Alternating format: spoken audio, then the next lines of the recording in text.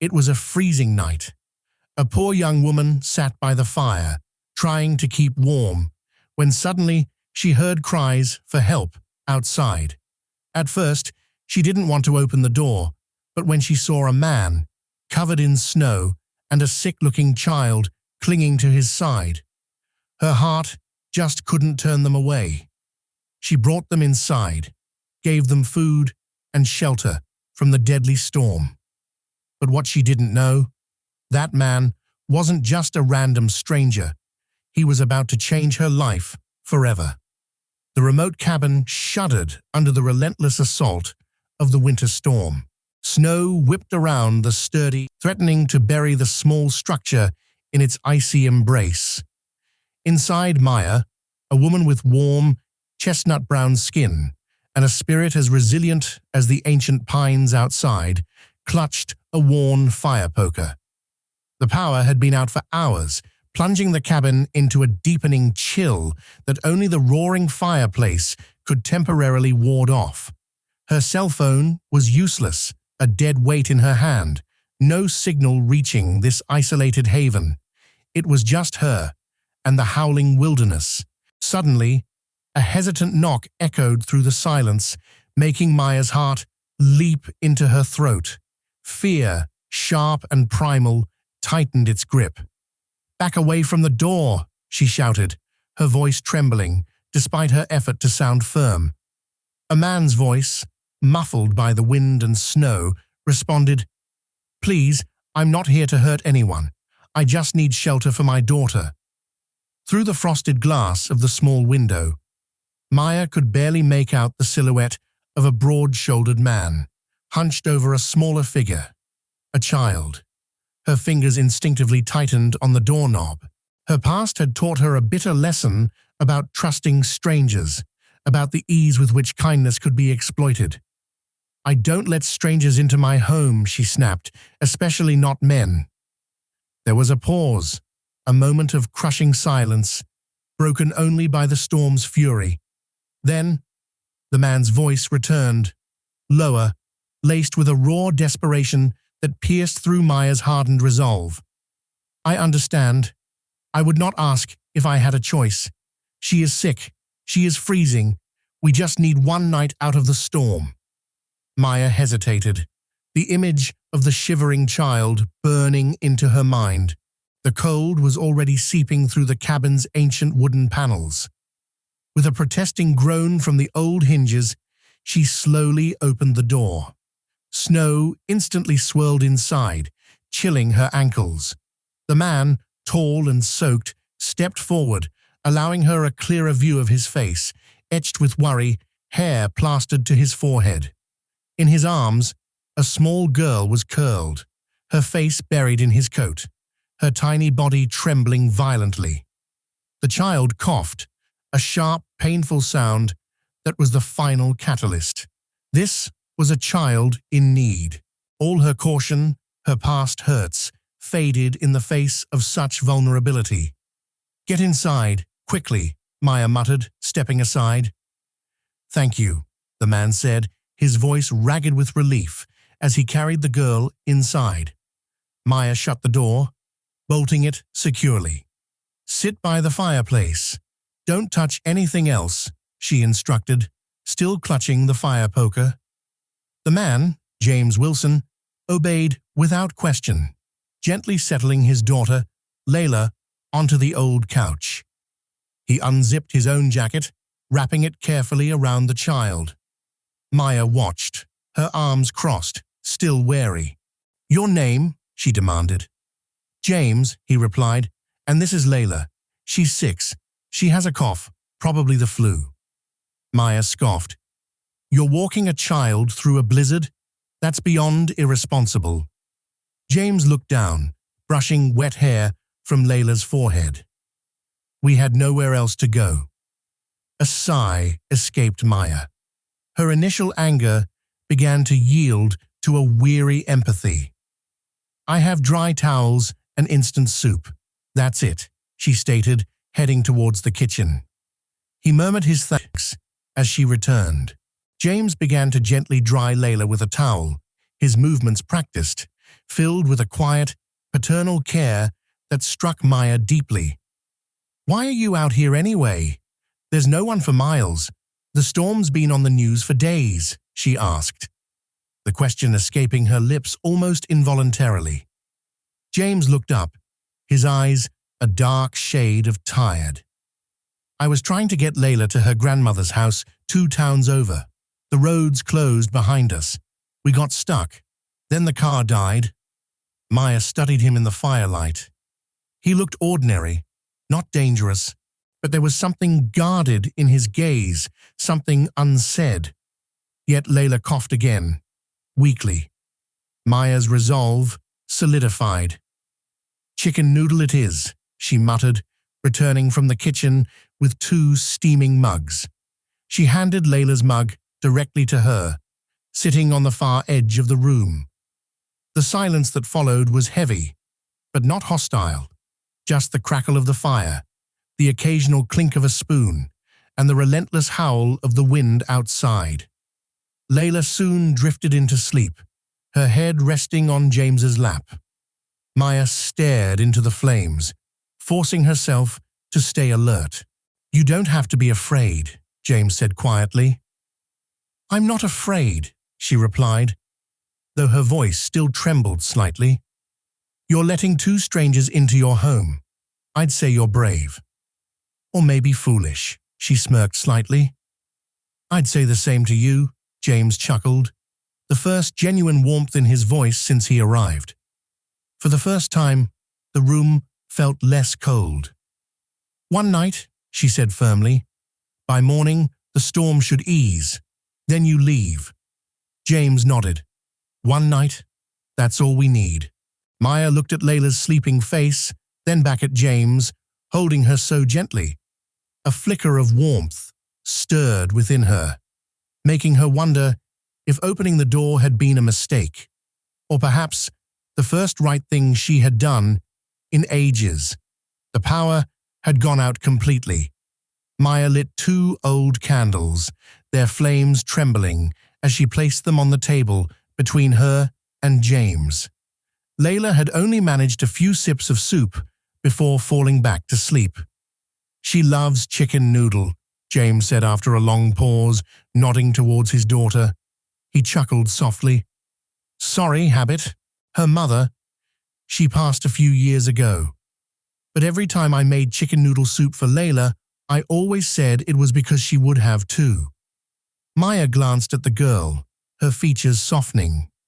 "She's sweet, polite." "I try," James said, then looked down. "She's all I've got." A vulnerability in his voice made Maya shift. Most men she had met carried secrets behind charm. James was just honest. "I'm sorry about her mother," Maya said gently. "Thank you," he replied, and for a moment their gazes met, a silent bridge forming between them. Maya stood up. "I have a clean blanket in the back. I'll grab it." In her linen closet, she hesitated before reaching for her softest blanket, a white quilt with tiny blue flowers, painstakingly hand-stitched by her grandmother. She rarely used it, keeping it folded neatly at the top of the stack. With a sigh, she took it down. When she returned, she stopped short in the doorway.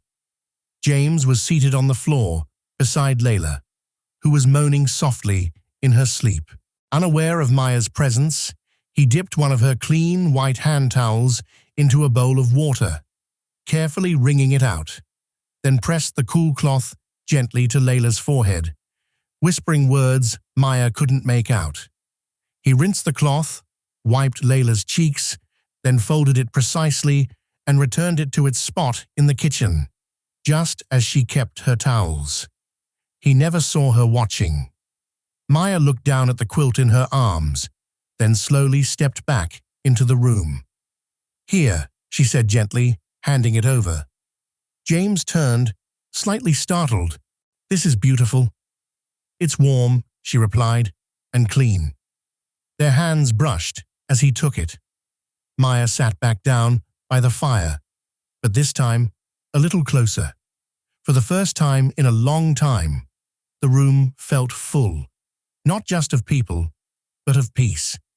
As James settled beside his daughter, adjusting the blanket, he looked at Maya. "You didn't have to let us in," he said softly. "I know. You didn't have to feed us or offer your best blanket or pretend not to be scared." "I'm not pretending," she whispered. He smiled, faint but real. "Still," he said, "thank you for everything. I won't forget this night." Neither of them spoke again. The cabin glowed softly, and for one night, warmth won. The snow had not let up by morning, burying the world outside in a thick white silence. Maya stepped onto the porch, wrapped in her thick coat, and stared at the sky. "They're saying the county might not plow the roads until tomorrow," she announced as she re-entered. James looked up from where he was feeding Layla soup. "Then we're stuck." She nodded. "Another night, at least?" He met her eyes. "I'm sorry. It's not your fault," she said, though a touch of weariness lingered in her voice. "Let's make the best of it." That day, an unexpected rhythm settled upon them. James volunteered to chop firewood, swinging the axe with practiced force behind the cabin. Maya, surprised by his strength, watched from the window, before turning back to the kitchen to make fresh biscuits and chicken soup. When a leak sprung near the back door, James patched it with tools. He fixed a loose hinge on her bedroom door and reinforced a coat hook, smiling when Maya raised an eyebrow. "You're handy," she noted. "Years of fixing what I couldn't afford to replace," he replied. Layla's cough persisted. Maya didn't hesitate. She brewed ginger tea with honey, cooling it to a safe temperature and holding the cup for Layla to sip. She dampened a cloth, gently checking Layla's temperature. When Layla grew restless, Maya brought out a faded teddy bear, sitting beside her on the couch, whispering stories as she dabbed Layla's cheeks. "It's okay, sweetheart," she murmured, smoothing her hair. "We're going to get you better." James watched from the kitchen, his jaw clenched. He was used to being both mother and father, protector and provider. Watching Maya tend to Layla with such tenderness stirred something deep within him. She had no obligation, no reason, yet here she was, kneeling on the hardwood floor, humming softly as she cared for a child who wasn't hers. Later that afternoon, James watched Maya from the bedroom doorway. She was sitting on the floor next to Layla's bed, Layla's small hand cradled in hers. Maya was humming a lullaby, maybe from her own childhood, her golden hair falling forward as she leaned over to press her hand to Layla's forehead. Every gesture was full of care, of presence. James's throat tightened. He turned away before she could see the way his eyes stung. That evening, as the wind howled outside and the cabin glowed with firelight, the three of them gathered in the living room. Maya told a fairy tale, something about a brave girl who tamed a snowstorm with kindness. James made clumsy but endearing animals out of paper scraps, making Layla giggle. Then, Layla pulled out a small notebook and colored pencils Maya had given her, drawing furiously. When she finished, she tore out the page and held it up proudly. "This is you," she said, pointing to a golden-haired figure, opening the door. The drawing was of a snow-covered cabin, a tall man and a small girl outside, and Maya opening the door, golden light spilling out behind her. Layla taped it to the wall. "This is my second home," she declared. Maya stared at the drawing, unable to speak. James looked at her, not with mere gratitude, but with something deeper. The way her fingers brushed Layla's hair, the warmth she poured into everything, her quiet strength.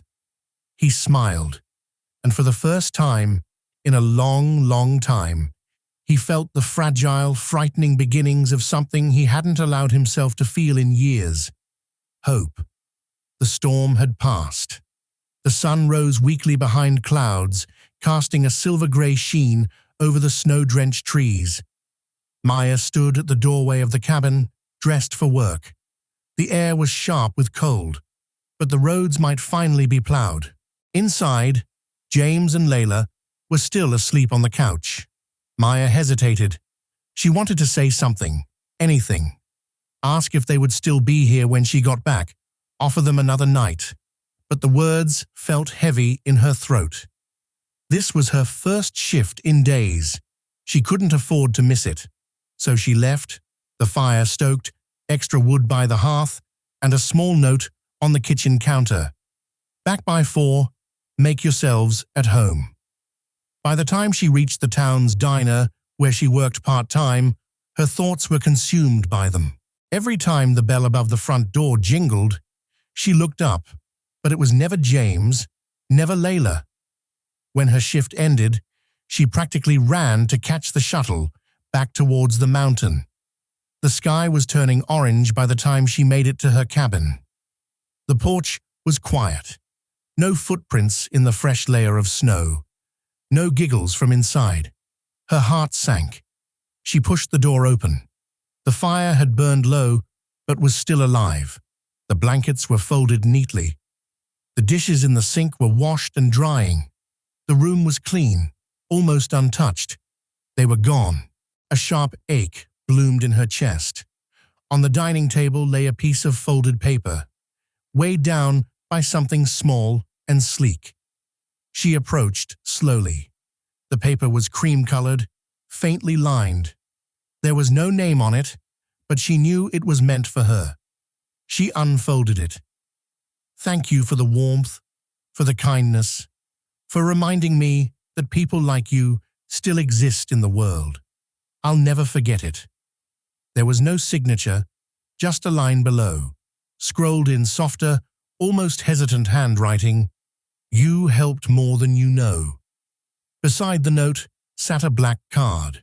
No name, no bank name, just a single small chip and a strip of numbers.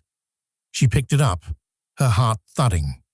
It was heavier than a regular credit card, sleek, mysterious. A black card, the kind only the ultra-wealthy carried. She stared at it, stunned. Confusion flooded her first, then disbelief, then something she couldn't quite name. She set it down slowly and sat on the edge of the couch where James had sat the night before, telling stories to his daughter. Her fingers tightened around the note. He was gone without a goodbye, without an explanation, without her getting to say what had begun to build inside her chest. She had not expected it to hurt like this. She thought she would feel relief, space to breathe, her house returned to her.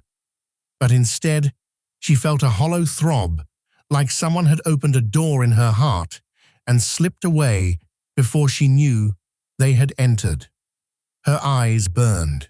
The cabin was quiet, and for the first time in a long time, Maya cried. Not from fear, not from pain, but from the ache of missing something she had never expected to find, and not knowing if she would ever see it again. The next morning, Maya stood in line at the only bank in town, the mysterious black card clutched tightly in her coat pocket. Her breath fogged up the glass doors as she waited. Her mind waged war, one side screaming to use it, the other holding fast to the one thing she had always clung to: pride. When her number was called, she approached the desk with hesitant steps. I found this, she said, placing the card gently on the counter. I just want to know who it belongs to. The teller gave her a strange look, but typed in a few digits. After a few seconds, her eyebrows lifted. This is a private account, the woman said carefully. No name attached publicly, high-tier status. I can't disclose details, but whoever gave you this must trust you very much. I don't want the money, Maya said quickly. I'm not here to use it. I needed to know. The woman nodded slowly and slid the card back across the counter. Maya left with more questions than answers, tucking the card away in a drawer, unopened, untouched. Days turned to weeks. Snow began to melt. Maya went back to her routine, patching up the cabin, working at the library 2 days a week, taking extra shifts at the diner. But everything felt dimmer. The echo of laughter from that stormy night stayed with her, as did the image of James sitting by the fire, making paper animals for his daughter. She found herself waking in the middle of the night, staring at the door, half expecting to hear a knock. Then one Monday morning, everything unraveled. She arrived at the small-town library only to find a sign taped to the door. Closed indefinitely, funding eliminated. Inside, her supervisor was boxing up the last of the books. "I'm so sorry, Maya," the woman said. "They pulled the plug on rural locations. There's nothing we can do." Maya walked home that day, with numb legs, every step heavier than the last. 2 jobs gone in under 3 months. No family, no backup. Bills were piling up. By the end of the week, her woodpile was dwindling. The refrigerator half empty, her savings account dipped below 20. The silence in the cabin grew heavier with every passing day. Then came the letter. It arrived on a Wednesday afternoon, slipped under her door in a thick cream envelope. Her name was written by hand in elegant, deliberate strokes. She opened it slowly. Inside was a single page, printed on fine letterhead. "Dear Miss Maya Thompson, we are pleased to invite you to a private interview for the newly established community outreach program within Wilson Enterprises. We are seeking individuals of rare character, strong values, and demonstrated compassion. Your name was personally recommended. Please arrive at our downtown office at the time below.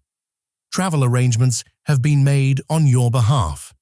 Sincerely, James Wilson, Chief Executive Officer, Wilson Enterprises."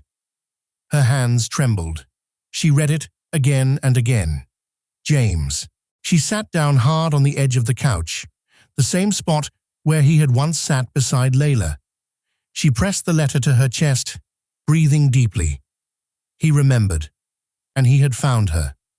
She didn't know what this interview was, or why now, or why after all this time he had reached out.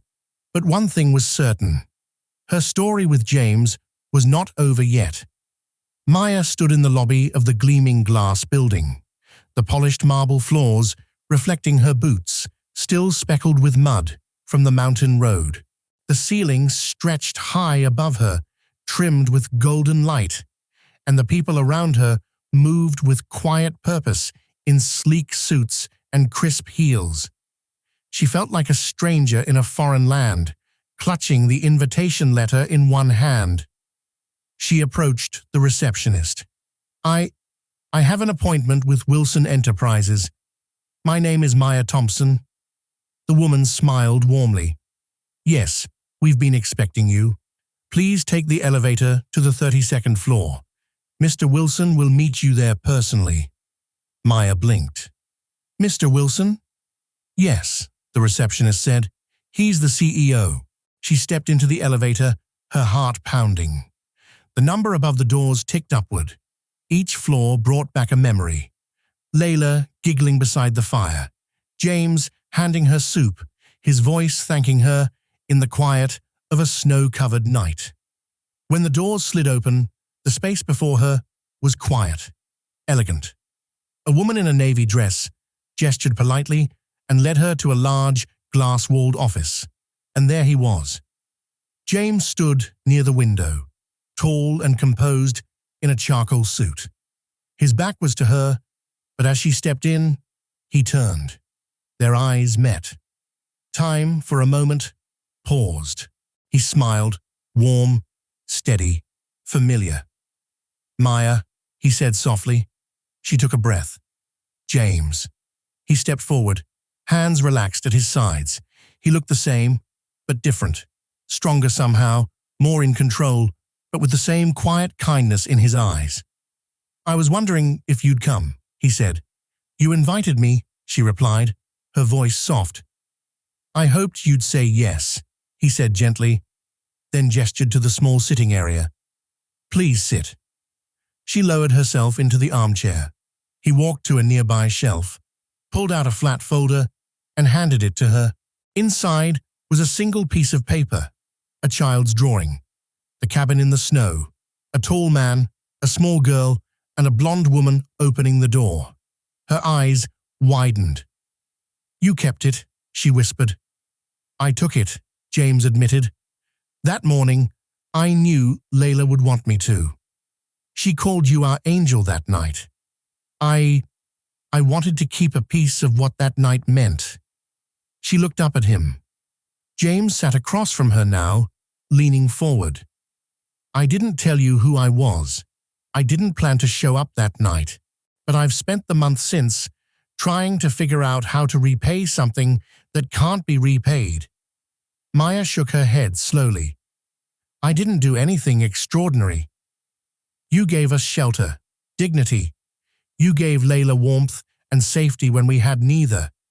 And you gave me something I thought I had lost for good." He paused. "Hope," he continued, his voice steady. "I used to think the only way to build something lasting was through power, control.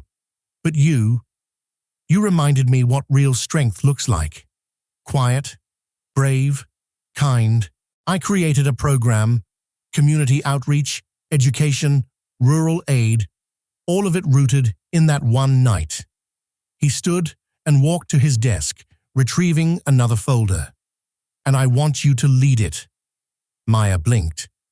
"Me?" He nodded. "You've lived it. You understand what it means to give without expecting anything back. That's the kind of leadership I want." No. She looked down at the folder in her lap, then back at him. Her voice trembled. "This isn't about money, is it?" James smiled. "No, it never was." Maya looked at this man who had once sat beside a fire in worn boots and flannel, who had now offered her not just a job, but a place in the story he was still writing. She nodded. "I'll do it," she said. Not for the title, not for the office, but because in his eyes she saw something she hadn't seen in her own reflection for a long time. Purpose. And because she believed him, not just as a CEO, but as the man who had once whispered, "Thank you," in the dark and meant every word. Maya's first day at Vanguard Solutions felt like stepping into another world, a world where everything gleamed too bright, where money smelled like freshly polished marble, and the air was thick with power. She walked into the towering glass building in a department store blazer and thrifted heels, feeling every pair of eyes snap toward her the moment she crossed the lobby. It wasn't the kind of attention she was used to. It wasn't curiosity. It was evaluation, calculation, judgment. She kept her head high, shoulders squared. She had worked in places where people underestimated her before. She knew how to hold her ground. James was waiting in his office, a sprawling, sleek space with floor-to-ceiling windows overlooking Viridia City. His desk was so pristine, it looked more like an art piece than something actually used for work. He didn't look up when she walked in, just gestured toward the chair across from him. "You're late," he stated. Maya arched a brow. "By 2 minutes." James finally looked at her, his sharp gray eyes fixed on hers. "That's 2 minutes I don't get back." Maya exhaled, shaking her head. She had barely been here 5 seconds, and he was already starting. "Look, you want me here or not?" He leaned back, studying her. "That remains to be seen." Before she could fire back, the glass door opened, and Vera, James's assistant, walked in, a tablet in hand. Her expression was unreadable, but Maya didn't miss the way the woman's gaze flickered over her, as if assessing whether or not she belonged here. A spoiler alert, Vera had already decided she didn't. "Miss Thompson," Vera said smoothly, "welcome to Vanguard Solutions." Maya met her gaze head-on, a slow smile curling her lips. "Oh, we're doing last names? All right. Good to see you again, Ms. Winters." Something in Vera's eyes flickered, just for a second, before she turned her attention back to James. "I've prepared the reports for the upcoming negotiations with the Aurelian Group," she said, handing him the tablet. "Would you like me to brief her on company protocols?" The James didn't even look up. "No, I will." Maya wasn't sure if that was a good thing or a warning. Vera only nodded. But before she left, she hesitated just slightly at the door, glancing back at Maya once more. "Good luck," she murmured. Maya tilted her head. The way she said it didn't sound like encouragement. It sounded like a warning. She didn't have much time to think about it before James was already diving into work. No small talk, no settling in. He pulled up a file, sliding it across the table. "Aurelian Group," he said. "They want to push through a contract that would cut labor costs by outsourcing jobs overseas. That means layoffs. Thousands." Maya skimmed the file, her stomach churning. "And you want me to what? Convince them not to?" James's gaze didn't waver. "I want you to do what you do best. Read people." Maya sat back, crossing her arms. "So let me get this straight. You brought me in because you think I can what? Charm my way into getting these billionaires to grow a conscience." James didn't blink. "No, I brought you in because I think you understand something they don't." Maya narrowed her eyes. "And what's that?" He leaned forward slightly. "That people who have nothing to lose fight the hardest." The words hit something deep in her ribs, something unspoken, but true. She stared at him for a long moment, then exhaled, shaking her head. "You know, you talk in riddles a lot for someone who runs a tech empire." For the first time, the corner of his mouth twitched, almost a smile, but not quite. And then just like that, the moment passed. "Meetings at noon," he said, standing. "Try not to be late." Maya rolled her eyes, but didn't argue. She had a job to do. The conference room was colder than the rest of the building, all steel and glass, like it had been designed to make people uncomfortable. Maya sat beside James at the long mahogany table, facing three men in tailored suits, each one radiating the kind of confidence that came from knowing they could buy and sell entire lives with a single stroke of a pen. The leader of the group, Richard Vance, a man in his 60s with slicked-back white hair and an air of inherited arrogance, barely even looked at her.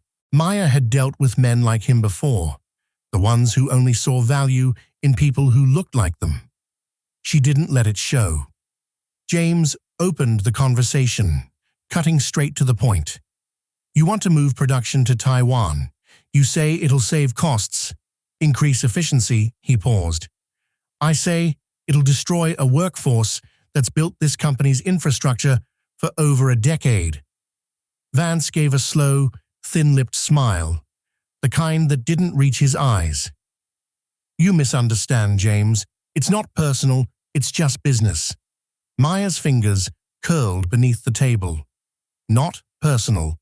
She had heard that phrase too many times in her life, when her landlord raised rent overnight because developers wanted to revitalize the neighborhood, when her mother lost her job at the textile plant because they found cheaper labor overseas, when companies like this shut down communities and called it strategy. She smiled, but there was steel in it. "Funny," she said, tilting her head, "because it's always just business until it's your job on the line." Vance's eyes snapped to her for the first time. James didn't interrupt. He just watched.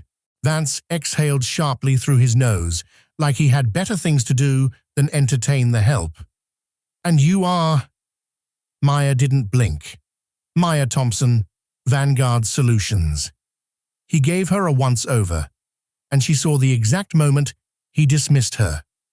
She didn't care. She had been underestimated before. Vance leaned back in his chair, waving a hand. Look, sweetheart, I get it. You think we're the villains here, but this is about numbers. It's about what makes the most sense. Sweetheart. Maya's jaw locked. She leaned forward, matching his posture. All right, she said coolly. Let's talk numbers. She slid a document across the table. This is a breakdown of what happens when you offshore production. Sure, you cut costs at first, but in 3 years, when labor demands rise, your new manufacturing hub gets expensive.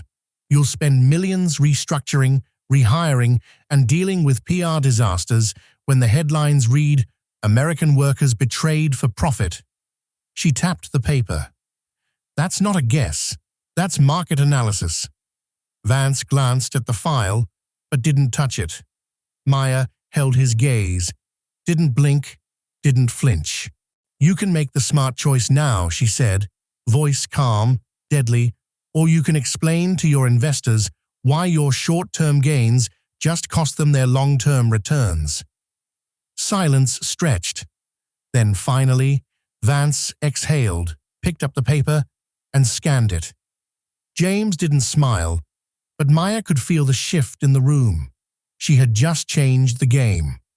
Vance set the document down, his expression unreadable. We'll revisit the proposal. James nodded. See that you do. The meeting ended shortly after.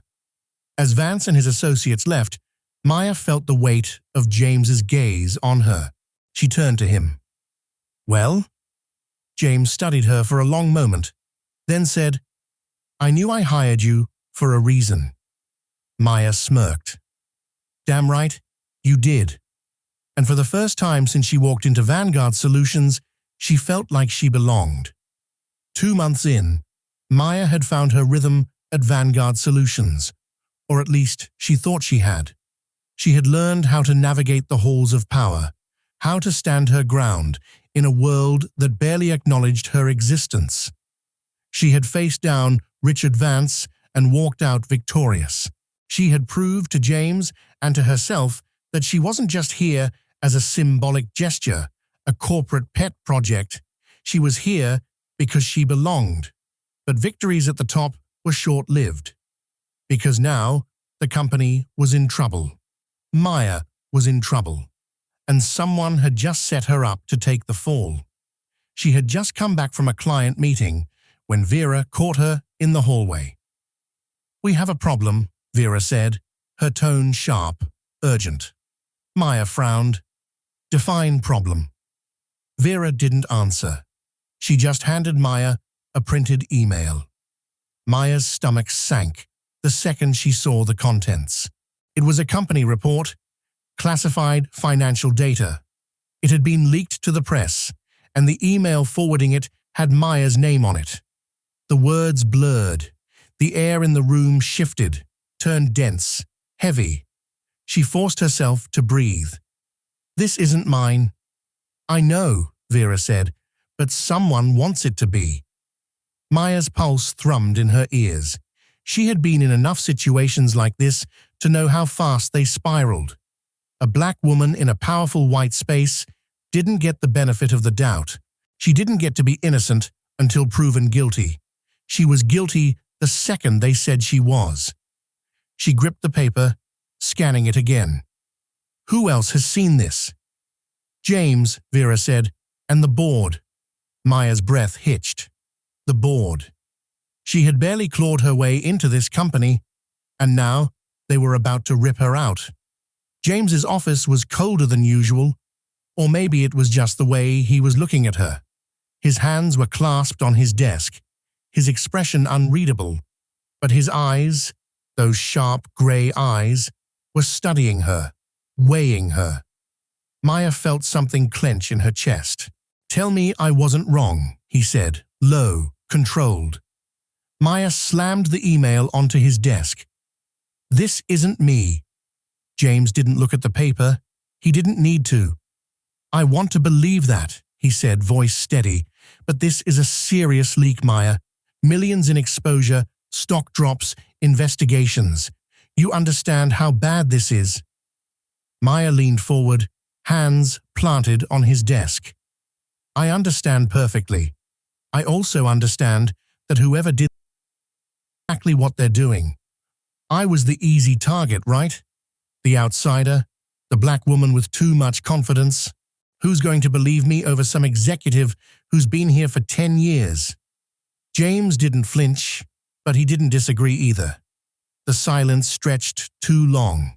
Maya's nails dug into her palms. Do you think I did this? James held her gaze. No. The breath she had been holding finally released. But, he continued, the board does. Maya swore under her breath, pacing. She could feel the noose tightening. So what happens now? She asked, forcing the words out. James exhaled, rubbing a hand over his jaw. We find the real leak. Maya froze. We, not you, not me, we? For the first time since she walked in, the ice in her chest cracked. James stood, slipping his suit jacket back on. Vera is already running a trace on the email source, but it was routed through an external server. Someone covered their tracks well. He met her gaze. We'll have to be smarter. Maya crossed her arms, leveling him with a look. And what if we don't find them in time? What if the board decides to cut me loose? James's jaw tightened. Then we make them regret it. Maya studied him. James Wilson was not the kind of man who made promises, but for the first time, she believed him. And whoever had set her up, they were about to find out exactly what kind of fight they had just started. The truth unraveled faster than they expected. Maya and Vera worked through the night, combing through server logs, tracing digital breadcrumbs. Whoever had framed her had been careful, but not careful enough. The leak had been routed through a secondary account, one tied to Marcus Stone, a senior executive with 10 years at Vanguard Solutions and a reputation for keeping his hands clean while letting others do his dirty work. By morning, they had enough evidence to bury him. Maya stormed into the boardroom before they could summon her like a criminal. The air was thick with tension. Dozens of polished, powerful men in tailored suits staring her down like she was already gone. James sat at the head of the table, unreadable. Ms. Thompson, one of the board members, an older man with a thin-lipped smirk, gestured to the empty seat across from them. I assume you know why you're here. Maya didn't sit. She never planned to. I do, she said, voice steady. And I assume you all know you're about to make a very expensive mistake. A flicker of amusement crossed James's face, but he didn't interfere. Miss Thompson, the board member started, but she cut him off. I was an easy target, right? She said, pacing. The new hire, the outsider, the one you could pin this on and sweep under the rug. She stopped, placing a thick folder on the table. Except you picked the wrong one. She slid the folder toward them. Silence stretched as they skimmed the documents, their expressions shifting from dismissive to something closer to alarm. Marcus Stone sat 2 seats down, face paling by the second. These are traced emails, Maya continued. Bank transfers, call logs with reporters, all of them linked to Stone. Not me. She crossed her arms. And before you ask, yes, our legal team already has copies, and so does the press. So if you want to talk about damage control, I'd start there. A murmur swept through the room. Stone shot to his feet, his voice a little too sharp, too desperate. This is ridiculous. She's bluffing. Maya turned to James, lifting a brow. Am I? James finally spoke, his voice as sharp as cut glass. No, she's not. The words landed like a blow. Stone's mouth snapped shut. James stood, adjusting his cufflinks. Effective immediately, Marcus Stone is terminated. Full legal action will be pursued. He let the weight of his words settle before turning his attention to the rest of the room. And if anyone else in this company thinks they can play the same game, let this serve as a warning. The silence that followed was absolute. Maya didn't smile. She didn't need to. She had won. 2 weeks later, she stood beside James at Layla's graduation. The girl grinned up at her from her wheelchair, holding her diploma like it was the greatest prize in the world. "I told you I'd make it," she said, chest puffed out. Maya laughed, ruffling her hair. Never doubted it for a second. James watched them, his usual cool exterior softer somehow. "You did good, Thompson," he said. She smirked. "Damn right I did." Layla glanced between them. "Are you guys going to hug or something?" James sighed. "Absolutely not." Maya rolled her eyes. "God, no." Layla just grinned. For the first time in a long time, Maya felt like she had built something real, something that mattered. And she wasn't done yet. Years later, Maya Thompson sat in the executive office of Vanguard Solutions, her name now engraved on the door as Vice President of Corporate Strategy. What had started as a job, a challenge, had become a mission. Under her leadership, the company expanded its ethical labor initiatives, launched mentorship programs, and built partnerships with minority-owned businesses. Across town, a new community center bore the name Carter Wilson Foundation, funding education and job opportunities for underserved youth. And at its ribbon-cutting ceremony, Layla, now a college freshman, stood beside her, grinning, like the child who once got a free meal in a cabin because kindness that was the kind of investment that always paid off.